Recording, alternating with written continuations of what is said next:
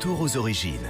Et aujourd'hui, c'est un retour aux origines et une question que vous pose Cédric sur le site europe1.fr. Alors ça, c'est sur le site directement, Exactement. Ça existe aussi.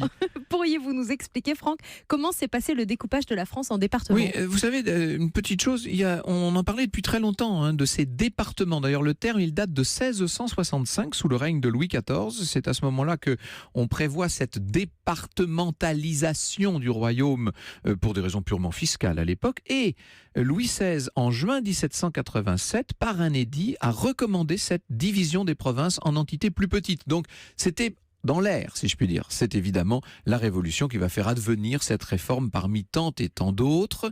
Ces départements sont beaucoup plus efficaces, vous savez, beaucoup plus rationnels que ne l'étaient les anciennes divisions et subdivisions.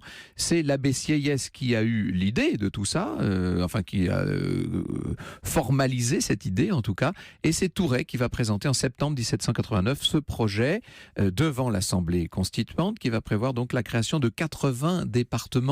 La loi est du 22 décembre 89. La France est découpée en 83 départements en février 1790 et tout ça est effectif dès le 4 mars 1790, c'est-à-dire somme toute très tôt. Est-ce que j'ai besoin de vous dire qu'aujourd'hui la France compte 101 départements ? Je pense que ça, tout le monde doit le savoir à peu près. Mais ce qu'on ne sait pas toujours, c'est que depuis mars 2011, nous avons un département de plus. C'est Mayotte qui a tendance souvent à passer à la trappe.